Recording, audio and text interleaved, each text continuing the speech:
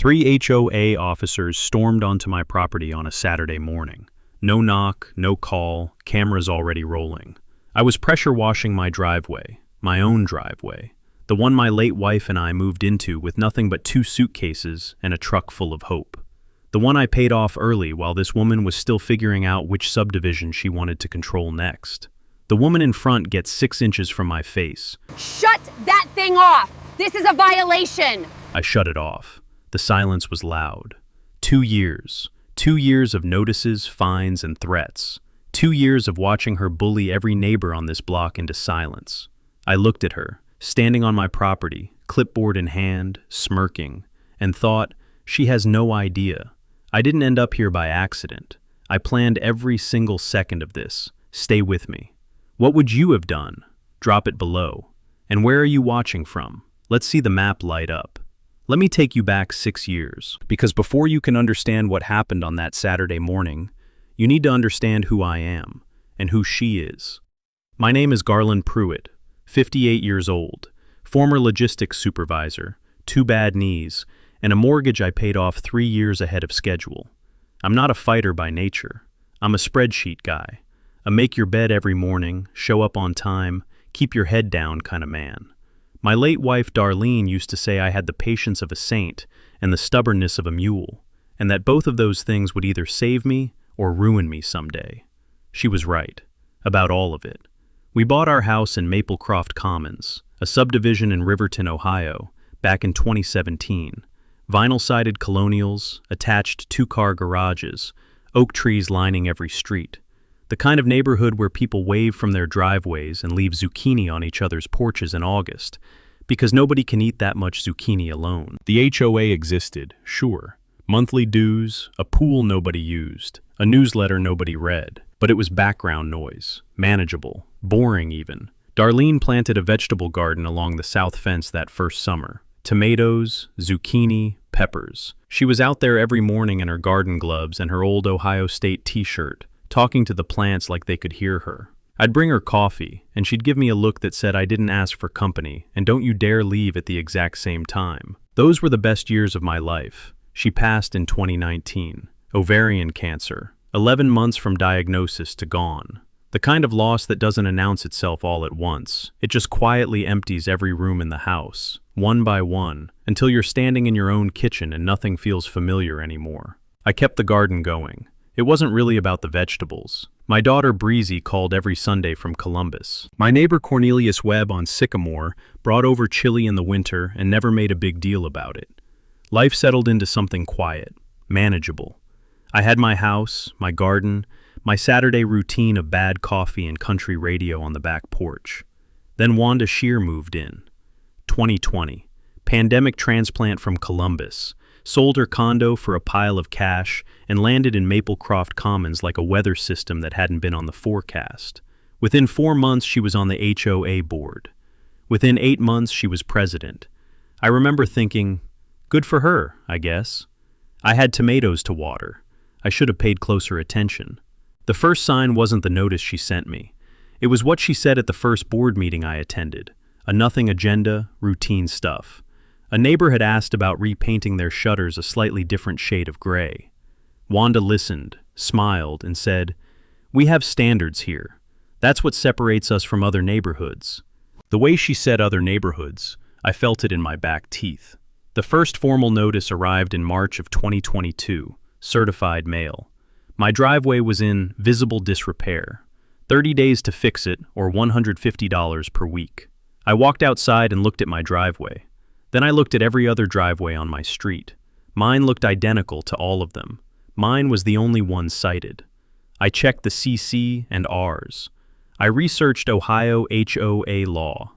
I wrote a polite, documented response. Wanda responded through the HOA attorney, who billed the association $300 for a 2-paragraph letter, essentially saying, "Nice try, fix the driveway." So I fixed it, pressure washed it, sealed it, made it look better than the day it was poured. Clean lines, good work. I was proud of it, actually. And that was my mistake. Not fixing the driveway, that was fine. The mistake was believing that compliance would satisfy her. Petty people don't see compliance as resolution. They see it as confirmation that you'll fold. That was the moment I realized. This woman wasn't going to stop, so neither was I. The second notice arrived 6 weeks later.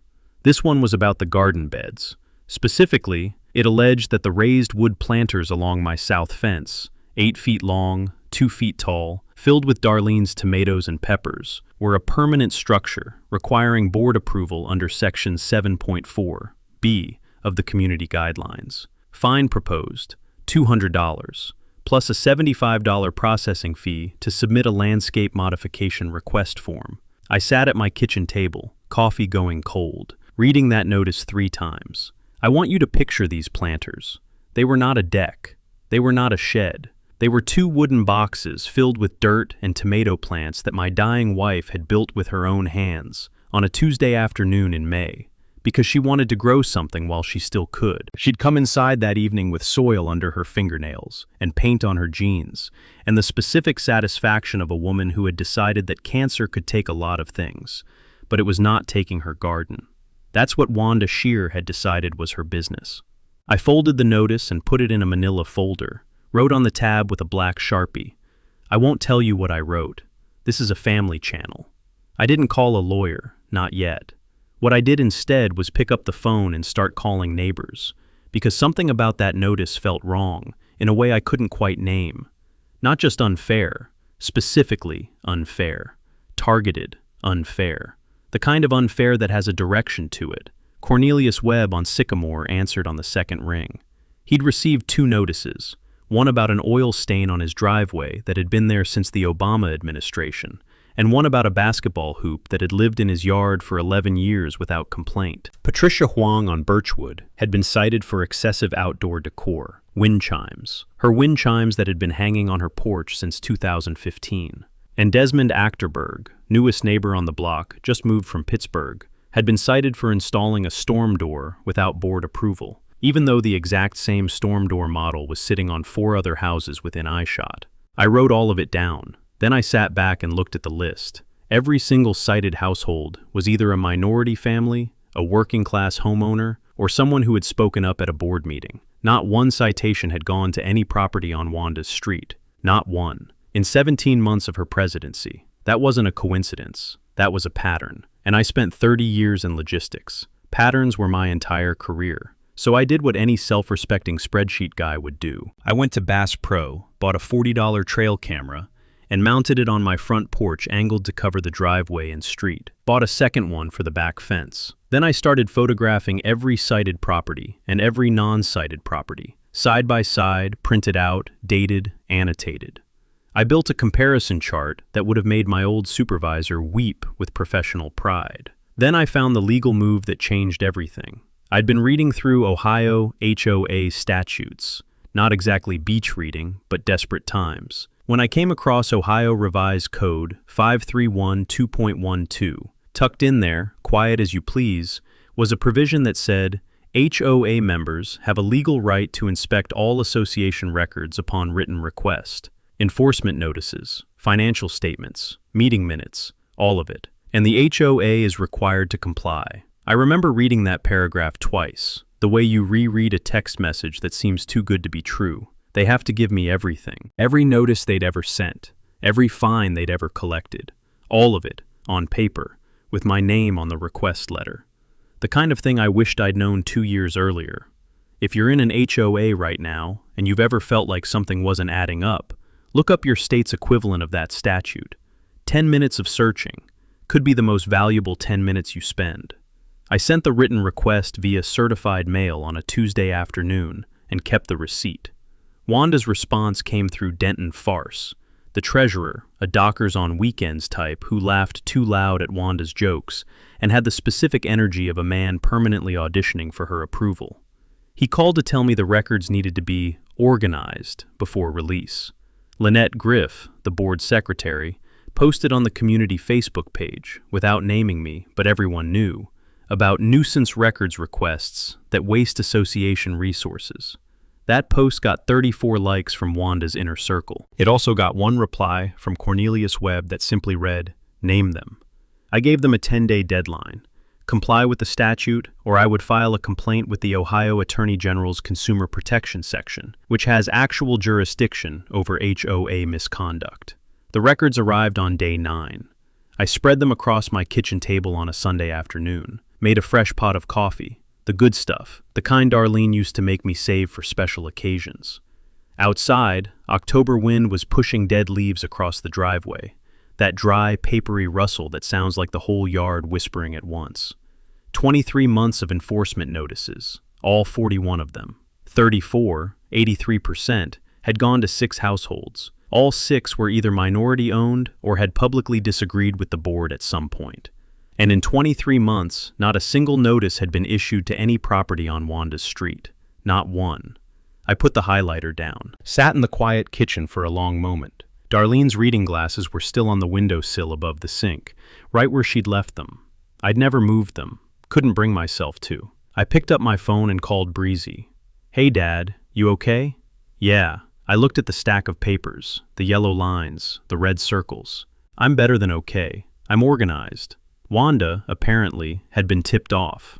I don't know who talked. In a subdivision of 230 homes, somebody always talks. It's practically a civic duty. And before I could make my next move, she made hers. At the September board meeting, held in the community center room that smelled permanently of old carpet and burnt coffee, Wanda presented a new amendment to the HOA fee structure. Starting January 1st, any property with an unapproved landscape modification would be assessed a monthly maintenance surcharge of $85. The amendment passed 3-0 in about 4 minutes. I wasn't there, because I hadn't known about the meeting. The rescheduling notice had been pinned to the community board in the mailroom, under 3 layers of other flyers, approximately the size of an index card, in a font I would generously describe as aggressively unreadable. I found it 2 days after the meeting when I went to check my mail and happened to move a flyer for a lost cat named Professor Whiskers. I sat in my truck in that parking lot for a long moment, staring at the index card. The September air coming through the window smelled like cut grass, and the first faint edge of something cooler, that specific Ohio smell that means summer is done arguing and fall has won. I wasn't angry. I was something colder than angry. I was certain this woman wasn't going to stop, certain that polite, documented responses weren't going to be enough, and certain, for the first time, that I needed help. I called Adeline Marsh the next morning. Adeline was a real estate and HOA attorney out of Dayton, mid-40s, direct as a 2x4, with the kind of office that had too many files and not enough shelves, and somehow still felt completely under control. She reviewed my folder across her cluttered desk while I drank coffee that had clearly been sitting on the burner since approximately the Eisenhower administration. She didn't say much while she read. Lawyers who talk a lot while they read are, in my experience, not the ones you want. She looked up after 20 minutes. "They've made at least 4 procedural violations I can identify right now," she said, tapping the stack. "The amendment wasn't properly noticed. The record's delay was a statutory violation. And this pattern?" She held up my highlighted comparison chart. "This is Fair Housing Act territory."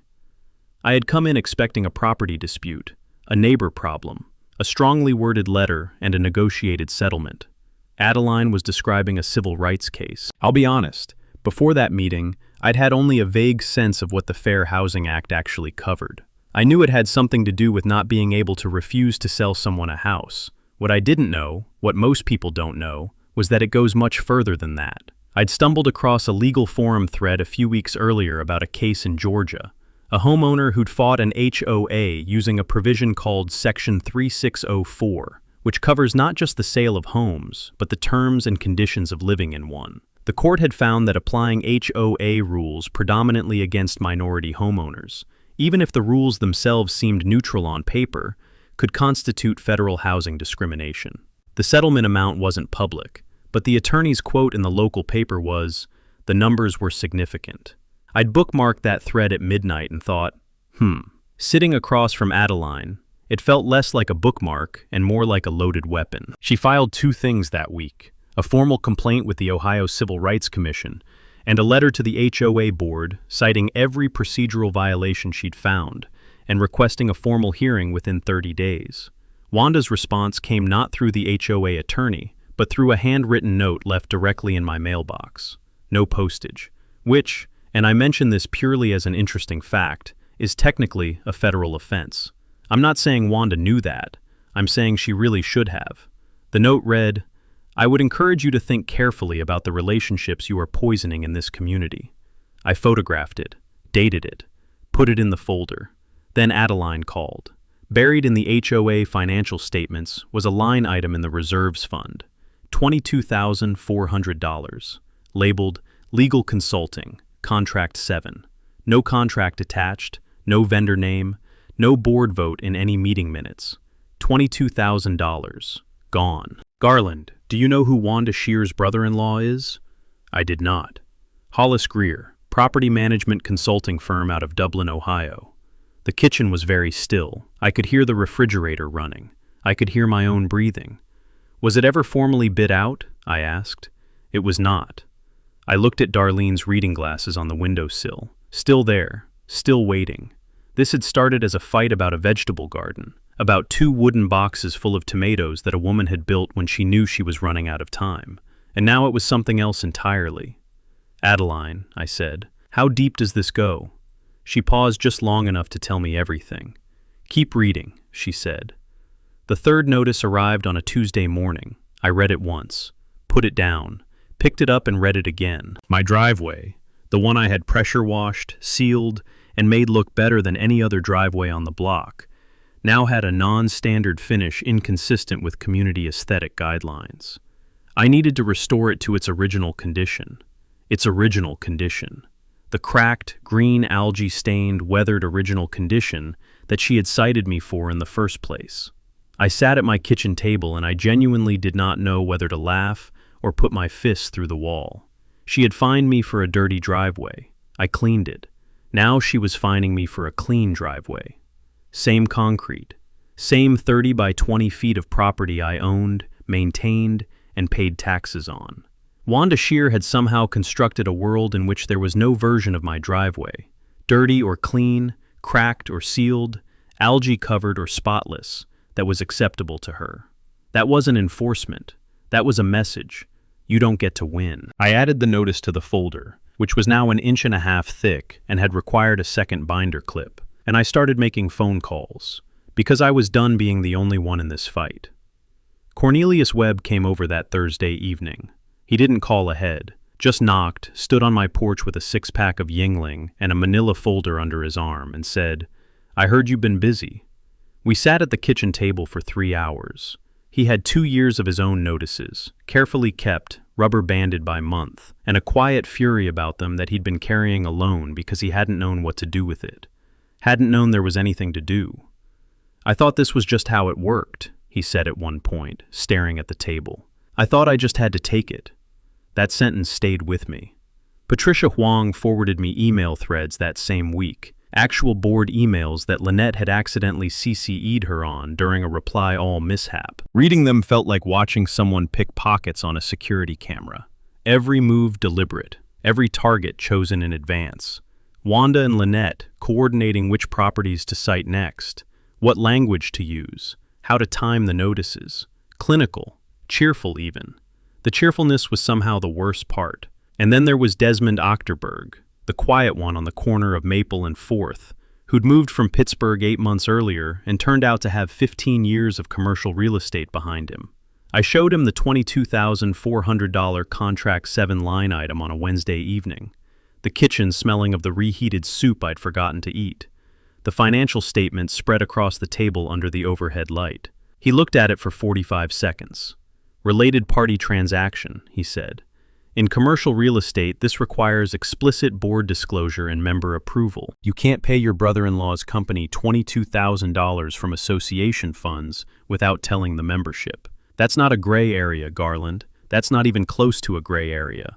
What I'd since read confirmed it. Ohio's Planned Community Act is specific on this point. Any transaction between an HOA and a board member's related party requires disclosure to the full membership and a proper approval vote. No exceptions, no informal arrangements, no line items without backup. What Wanda had done wasn't just ethically questionable. Under Ohio law, it had a different name entirely. Desmond pulled up 3 years of financial statements on his laptop, cross-referenced every line item against the meeting minutes with the focused quiet of a man who had done due diligence on $30 million properties, and found this, if anything, more personally offensive. The $22,400 to Hollis Greer, an additional $8,300 in administrative fees with zero documentation, and $31,640 in fines, collected under enforcement rules we were about to discover had never been legally valid in the first place. "Garland," he said, still not looking up, "do you have the original CC and Rs, the ones filed with the county recorder?" I had the version Wanda had distributed in 2021. I'd assumed it was the official document. Desmond looked at me over his laptop with an expression that said, "Oh, this is going to be something." That sent me to Cornelius, who had been here since 2008, who kept everything. 3 days later, his voice on the phone was very quiet and very careful. "Garland, I need you to sit down." By the end of that week, 12 people were crowded around my kitchen table. Cornelius, Patricia, Desmond, and Marvella Oates, retired teacher from the end of the block, 71 years old, reading glasses on a beaded chain, who had shown up with a casserole dish and a 2-year paper trail of her own fines, and said, before she even sat down, "Tell me what I can do." She wasn't loud about her anger. She was the kind of angry that's been sitting quiet for a long time and has decided it's done being quiet. I looked around that table, at the folders, the printed emails, the financial statements, the 2 versions of the CC and R, Wanda's and the original, sitting side by side. "So what do we do?" someone asked. I thought about Darlene's tomatoes, about the notice that had started all of this, about Cornelius saying, "I thought I just had to take it," like it was the most natural thing in the world to be treated that way. "We set a trap," I said. Cornelius Webb called me on a Tuesday evening. "Garland," he said, "I need you to sit down." I sat down. He'd been going through old documents, the kind of careful, methodical archiving that people of his generation did before everything lived in a cloud somewhere, when he found it. A copy of the original Declaration of Covenants, Conditions, and Restrictions for Maplecroft Commons, the real one, filed with the Riverton County Recorder's Office in 1998, stamped, indexed, legally binding. He compared it to the version Wanda had distributed when she took over as president in 2021.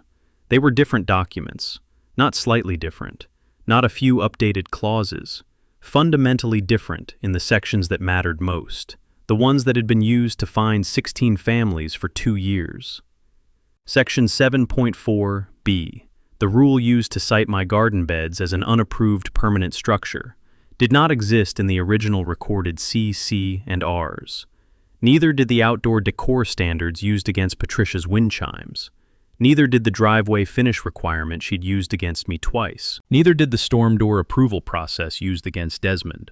4 sections, 4 enforcement rules, used to collect real money from real people, never legally adopted, never voted on, never recorded with the county. Here's the thing about HOA amendments that most homeowners don't know, and I didn't know it either until Adeline sat me down and walked me through it slowly, the way you explain something to someone whose blood pressure is visibly rising. Under Ohio's Planned Community Act, you can't just write new rules, hand them out in a welcome packet, and start fining people. Amendments require member notification, a formal vote, and recording with the county recorder. The document on file at the courthouse is the document that governs. Everything else, everything Wanda had been enforcing for 2 years, was words on paper she'd invented and dressed up to look like law, which meant every dollar collected under those 4 sections had been collected without legal authority. Desmond did the math that same night. He sat at my kitchen table with 3 years of financial statements and a fresh legal pad. The scratch of his pen the only sound in the room, the November dark pressing flat against the kitchen windows like it was trying to get in. He worked for 40 minutes without looking up. I made coffee, didn't drink it. He put the pen down. $31,640, he said, collected from 16 homeowners, under rules that were never legally valid. He slid the legal pad across the table. I looked at the number, then at the list of 16 names beside it: Cornelius, Patricia, Marvella, and 11 others. People who had written checks and stayed quiet because they thought that was just how it worked, because nobody told them they had options. because Wanda had been very careful to make sure they never found out. Plus the $22,400 to Hollis Greer. No disclosure, no vote. Plus $8,300 in administrative fees with no documentation of any kind. Total, just over $62,000. Gone. This isn't just civil, Desmond said quietly. Collecting fines under invalid authority, undisclosed related party payments, misappropriation of association funds. He paused. This is potentially criminal, Garland. The kitchen was very still. Outside, the first hard cold of November had arrived overnight. The kind that settles into the bones of an old house and makes every room feel slightly smaller, slightly more serious. I looked at Darlene's reading glasses on the windowsill. Still there, still waiting. This had started with a $200 fine on a Tuesday morning. 2 wooden boxes of tomatoes. A woman who wanted to grow something while she still could. I pulled the legal pad toward me, looked at the 16 names, thought about Cornelia saying, "I thought I just had to take it," like it was the most natural thing in the world. Not anymore. I picked up my pen. "Okay," I said. "Let's build the trap." The next 3 weeks were the busiest of my retirement. The logistics supervisor in me woke all the way up. I mapped it out the way I used to map supply chains. 3 parallel tracks running simultaneously, all converging on one point. 1 legal, 1 community, 1 physical. Every piece had to land in the right order, or the whole thing fell apart. Track 1 was Adeline and Gerald. Gerald Taft was a fair housing attorney out of Cincinnati that Adeline had brought in. Mid-50s, calm as still water, with the quiet confidence of a man who had walked into a lot of rooms where people underestimated him and walked out having won. He reviewed everything in 2 days, called Adeline back and said, "Tell your client to stop settling." "He hasn't offered to settle anything," Adeline said. "Good, keep it that way."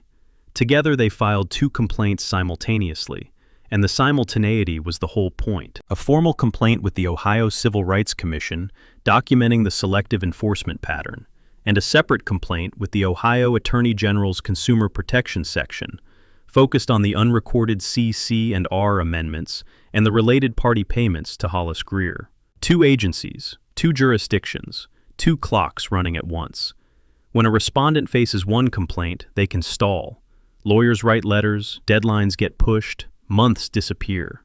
When they face 2 simultaneous complaints from 2 different agencies, stalling one doesn't stop the other. There's no quiet period to regroup, no room to breathe. I hadn't known this before Adeline explained it, and I'm telling you now because if you're ever in a similar situation, file everything you have, everywhere you can, all at once. Gerald also sent a formal demand letter.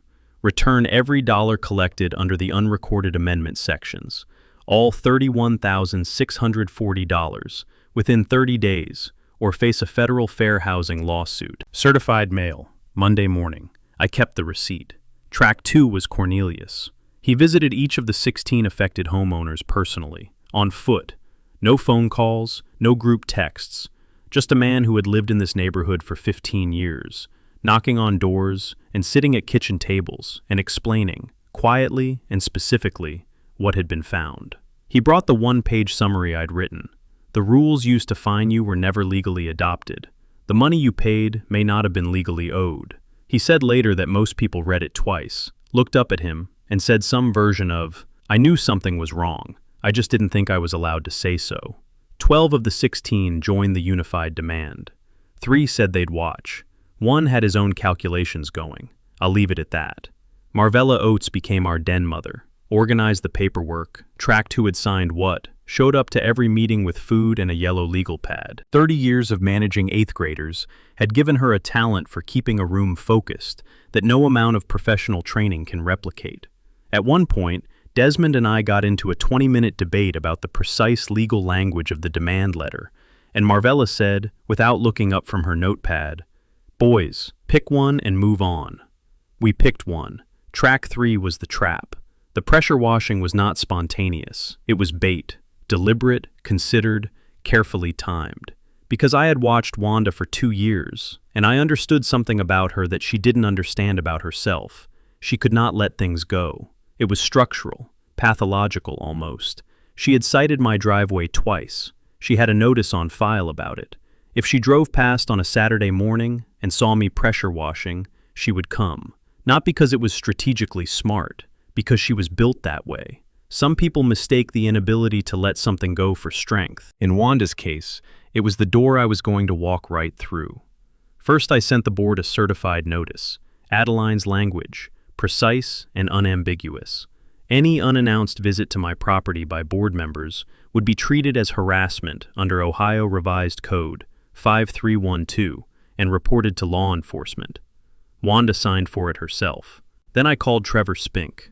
Trevor did HVAC, had put ductwork in half the houses on our block, knew every crawl space and attic in the subdivision, and had been cited 6 months earlier for parking his work van in his own driveway while he was actively on a job call across the street. The van had been there for 2 hours. He'd received a formal notice with a $100 fine. He had not forgotten about it. Trevor was in before I finished the sentence. His job? Park around the corner Saturday morning with his dash cam running, covering the street from the south end. Desmond would be inside with a laptop, live streaming to a private channel. Adeline, Gerald, and Claudette Farr, a reporter from the Riverton Courier who covered the city beat and had been quietly circling HOA stories for months. Cornelius would be parked 2 houses north, phone recording through the windshield. Breezy was coming home for the weekend. She'd be upstairs with my personal phone, second angle, everything captured. Ohio is a one-party consent state.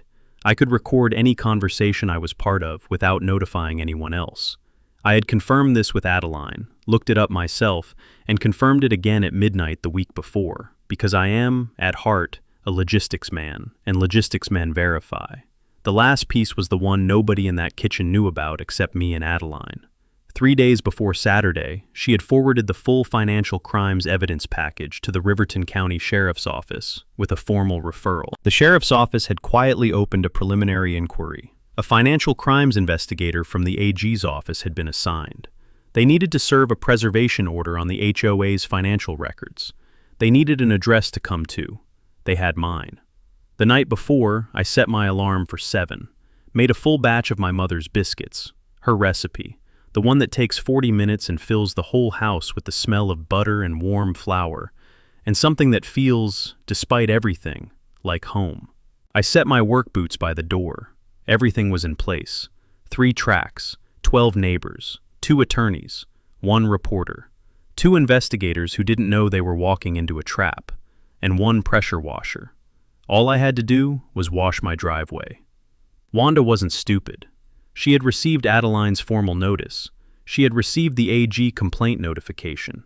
She had received Gerald Taft's demand letter. 30 days, return the money, or federal lawsuit. She knew something was coming. She just didn't know what shape it was going to take. And that uncertainty made her dangerous. The week before Saturday, she made 3 moves, each one more desperate than the last. Each one leaving a trail she didn't realize she was leaving. Move 1.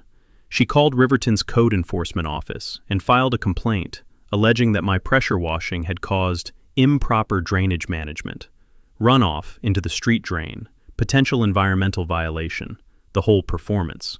It was a transparent attempt to get a city official involved on her side before I could get one involved on mine. The code enforcement officer who caught the case was a man named Bert, 19 years with the city, the specific tiredness of a man who has seen every flavor of neighbor dispute and developed, over 2 decades, a finely calibrated detector for nonsense. He drove by my house on a Thursday afternoon, took 1 photograph of a perfectly normal residential driveway, noted that the street drain in question was clear and functional, and closed the complaint as unsubstantiated. He did this on his lunch break. The complaint had eaten into his Thursday, and he had not appreciated it. Bert, if you're watching this, thank you for your service. Move 2. Lynette posted on the community Facebook page. This had become something of a habit for Lynette. Long, carefully vague posts about community harmony and outside agitators that never named anyone but managed to communicate exactly who and what she meant to anyone paying attention. This one alleged that certain members and their attorneys were attempting to destabilize everything we've built here, and that the board was exploring all legal options to protect homeowners who share our values. She used the phrase, "our values," 4 times. Nobody who read it failed to understand what she meant. The replies came fast. 32 responses in 2 hours, the overwhelming majority ranging from skeptical to openly hostile. But the one that stopped me cold, the one I screenshot and still have, came from Marvella Oates, who had never once posted anything on that Facebook group in 4 years of membership. She wrote, "I paid $200 under rules that didn't legally exist. I would like my $200 back, Lynette." 47 likes. In a subdivision of 230 homes, that is roughly a standing ovation. Lynette did not respond. The post stayed up, which was somehow worse for her than taking it down. Move 3 was the one that crossed the line. On a Wednesday evening, Denton Farce showed up at Cornelius Webb's front door. No call ahead. Just knocked, stood on the porch in his Dockers, and when Cornelius answered, told him, with the specific discomfort of a man doing something he knows is wrong but has convinced himself is necessary, that he'd heard Cornelius was involved in the legal situation and wanted to let him know there was a record of a fence installation at his property from 2016 that had never been properly approved and could result in significant fines if things continued to escalate. Cornelius was a union steward for 15 years before he retired. He had been negotiated at, pressured, and quietly threatened by people with considerably more skill than Denton Farce. He said nothing, smiled politely, and closed the door. Then he called me. Then I called Adeline. Adeline's voice went very precise, the way it did when she just identified something legally significant. What Denton had done wasn't just bad manners. Showing up to warn a witness or complainant about potential adverse HOA action if they continued to escalate a civil rights complaint, that was potentially illegal retaliation under federal fair housing law.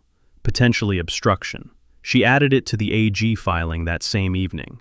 Takeaway: if you're ever in this situation, document every contact, every visit, every phone call, every note in the mailbox.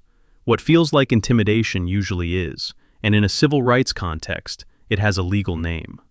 I sat on my back porch that Thursday night.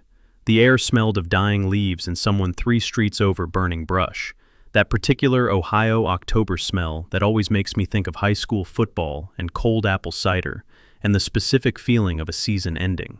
The cicadas had gone quiet for the year. The oak trees were almost bare. I thought, one more day. I thought, let them come. Friday passed in a deceptive quiet. I mowed my lawn in the morning, exactly 4 inches, per the CC and Rs I was actually required to follow. I waved at neighbors. I did not check my phone more than necessary. I was, outwardly, a retired man having a normal Friday. Inwardly, I was running checklists. Camera batteries, checked. Live stream link sent to Adeline, Gerald, Claudette, and all 12 coalition members the night before. Certified notice receipt in my jacket pocket. The one proving Wanda had been formally warned about unannounced visits. Trevor confirmed his position in dash cam. Desmond had done a test run of the live stream setup at 7 that morning, and everything worked. In the afternoon, I brought a Tupperware of biscuits to Marvella Oates. She lived 3 houses down in a colonial nearly identical to mine, except her front porch had wind chimes, small brass ones that made a sound like distant church bells when the October breeze moved through them. She'd put them up after her husband passed, she told me, because she liked the idea of something in the house always moving, always making a little noise. Wanda had never cited her for them. Different street. We sat at her kitchen table, the smell of her lavender candle mixing with the butter from the biscuits in a way that felt unexpectedly warm, and she told me about the 2 years she'd spent paying fines quietly. I thought it was just how things worked, she said. I thought maybe I just didn't understand the rules. I'm not a lawyer. I'm not a financial person. I just thought, well, they sent a notice, so I must have done something wrong. She looked at her tea. Nobody told me I had options, she said. I drove home with that sentence sitting in my chest like a stone. Because that was it. That was the whole thing, distilled down to one sentence. Wanda's entire operation had depended on people not knowing they had options, on the assumption that authority, even illegitimate authority, would be obeyed if it was dressed up convincingly enough and delivered in a certified mail envelope. That evening, the coalition held its final call. 12 homeowners, Adeline and Gerald on the line from their respective offices, Desmond at his laptop, and Claudette Farr, quiet, observant, asking precise questions in the way that good reporters do, the kind that sound simple but aren't. Gerald had been busy that week. Additional research on Hollis Greer's firm had turned up something significant. In the last 3 years, the company had received payments from 3 different HOAs in central Ohio. All 3 had leadership connected to Wanda's extended network. In 2 of the 3, there had been homeowner complaints about selective enforcement that had gone nowhere. This wasn't a Maplecroft Commons problem. This was a pattern, possibly a scheme. And Claudette, who had been quiet for most of the call, asked one question at the end. How many families, total, across all 3 HOAs? Gerald did the math quietly. Somewhere north of 40, he said. The call went silent for a moment. Claudette said, "Okay." Just that. But the way she said it told me she was already writing the first paragraph in her head. After the call, Breezy came downstairs from the guest room where she'd been studying pharmacology notes. She found me at the kitchen table, not working, just sitting with a cold cup of coffee and the specific stillness of a man who has done everything he can do and is now waiting. "You sure you want to do this tomorrow?" she asked. "I'm just going to wash my driveway," I said. "Right. Everything else is just people responding to a man doing a completely normal thing on a Saturday morning." She sat across from me, looked at the folders, the legal pads, the 2 versions of the CC and Rs still sitting side by side, on the corner of the table where they'd been for 2 weeks. "You know, Darlene would have been completely obsessed with all of this," she said. "She would have had color-coded folders, tabs, probably a timeline on the wall." I laughed. The first full, real laugh I'd had in longer than I could remember. It surprised me, the way a real laugh does when you haven't had one in a while, like finding something in a coat pocket you'd forgotten was there. "I know," I said. "I got it from her." Breezy reached across the table and squeezed my hand once. Didn't say anything else, didn't need to. I set my alarm for 7, put my work boots by the door, turned off the kitchen light. Outside, the oak trees were completely bare now. The street was quiet and dark and waiting. Tomorrow, I thought.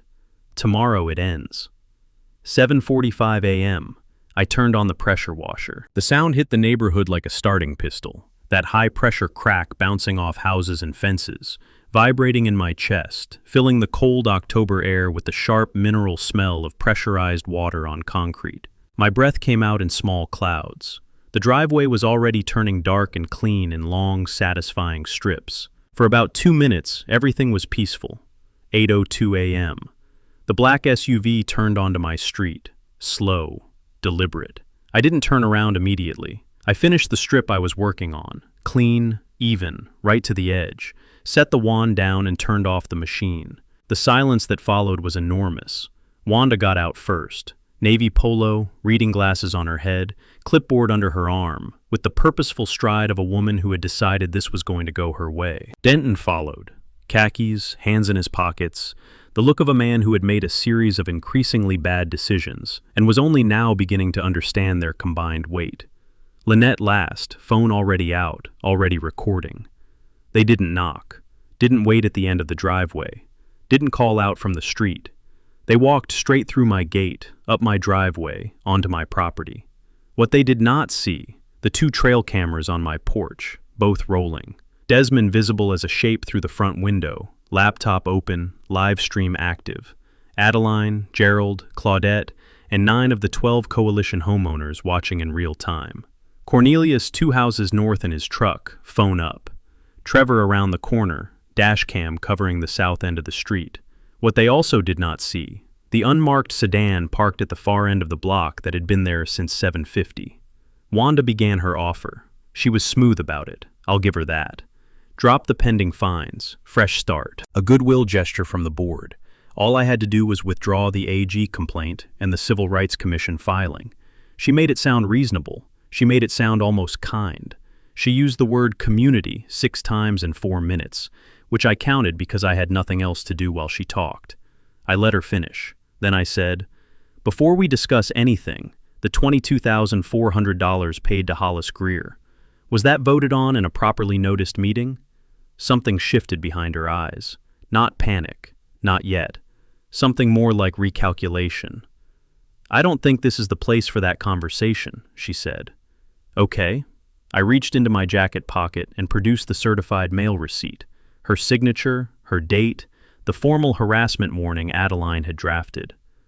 Then I want you to know that this conversation is currently being live-streamed to approximately 20 people, including 2 attorneys and a reporter from the Riverton Courier. And this, I held up the receipt, is the notice you signed 14 days ago stating that any unannounced visit to this property constitutes harassment under Ohio Revised Code 5312.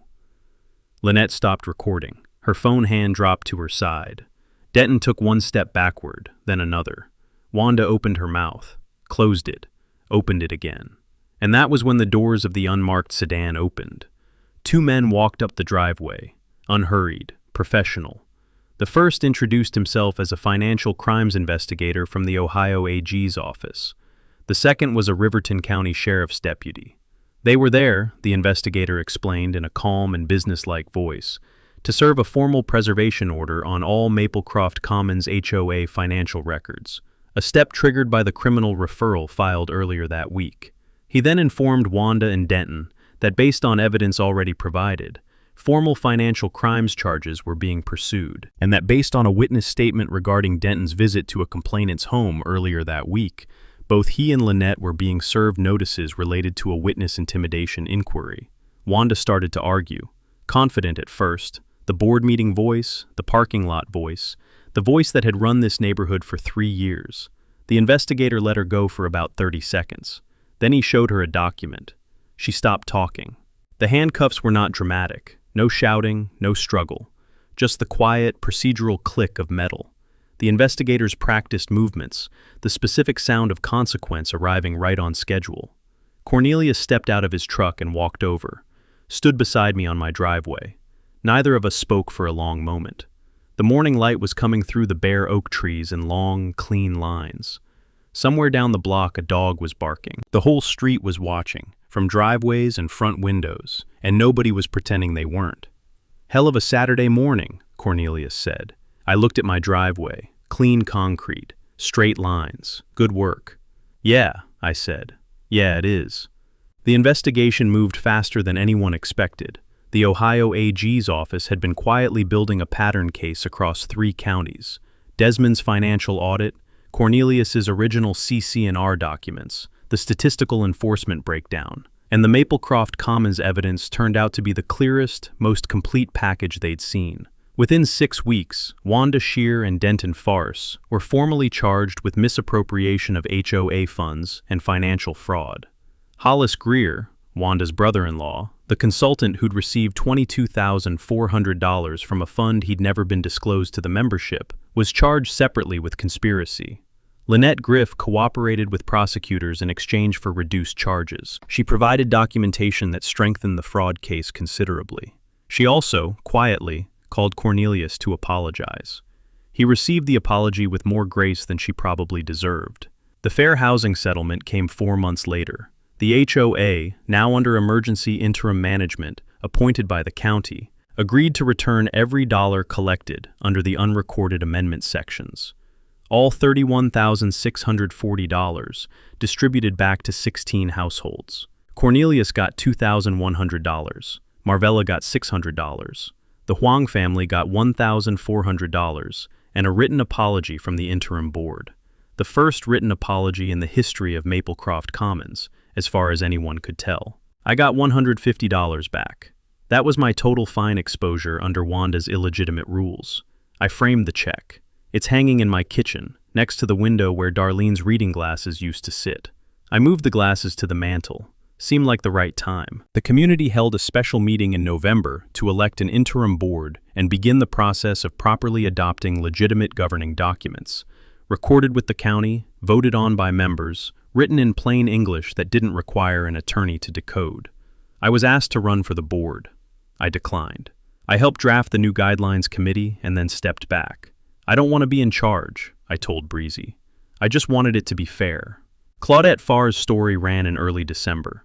It was picked up by the Ohio AP wire within 48 hours, and then, to everyone's mild astonishment, including Claudette's, by national outlets covering HOA reform. 3 other HOAs in central Ohio came under scrutiny as a result. 2 of them quietly restructured their boards and issued restitution payments before any formal complaints were filed. The third is still working through it. I gave one interview. I was specific, measured, and gave credit to everyone else by name. I mentioned Darlene once, near the end, when the reporter asked why I'd pushed so hard when it would have been easier to just pay the fines and move on. She planted a vegetable garden, I said. It wasn't hurting anyone, it just needed to stay. The scholarship was Desmond's idea. With the recovered funds and a matching contribution from Gerald Taft's firm, Gerald apparently felt strongly about putting some good directly back into the community, and I was not about to argue with him. The newly reconstituted Maplecroft Commons HOA established the Darlene Pruitt Community Equity Scholarship. $1,000 annually, awarded to a Riverton area high school student demonstrating financial need and civic involvement. The first recipient was a 17-year-old named Marcus Webb, Cornelius's grandson. The award ceremony was held at the Maplecroft Commons Community Pool, open for the occasion for the first time in 2 years. The smell of chlorine and late autumn air mixing in a way that shouldn't have worked, but somehow did. Marvella Oates presented the award. She had joined the scholarship committee and turned out to have a gift for public speaking that 30 years in a classroom will either give you or destroy entirely. Marcus accepted it with a handshake and a quiet "thank you" that made half the room tear up. I stood in the back, work boots, collared shirt, coffee going cold in my hand. I thought about Darlene, about garden gloves and Ohio State t-shirts and talking to tomato plants on a Tuesday morning, about the specific weight of a certified mail notice and everything that had followed from it. Outside, 4 streets over, my driveway was clean, spotless, straight lines and good concrete, exactly the way it was always supposed to be. Wanda Shear wasn't powerful. She never was. She was as powerful as the moment that everyone in the subdivision believes that she has authority, and nobody bothered to check where that authority actually came from. $31,640, 16 families, 2 years. All of that built on one thing. All the rules she built herself, dressed up to make it look like the law, mailed out in certified envelopes, official enough that nobody dared to question them. And Garland questioned it. Not because Garland was braver than anyone else. It's because he had lost enough to have nothing else to be afraid of. A wife, a vegetable garden that she built with her own hands when she knew she was running out of time. A driveway that he cleaned every day and that got fined for cleaning it. At some point, you stop asking, can they do this? And start asking, what can they actually do this? Those are completely different questions, and the second one changes everything. The original CCNR, the real one that got recorded at Riverton County in 1998, had no Section 7.4b, no driveway finish rule, no outside decor standards. The ones that Warner used to fine people over the 2 years ever existed in any legally recorded documents in anywhere. She invented the rules, printed them out, and everyone paid. Until one man didn't. If you are living under an HOA right now, do you know what your government document actually said? Not the one that they handed you, the one that is kept on file at your county recorder's office. You can try spending 10 minutes to find and look them up. It can be the most valuable 10 minutes you ever spent. If this story deserves to be heard, share it and subscribe if you want to stay. And remember this, they only have the power as long as you think you don't have any.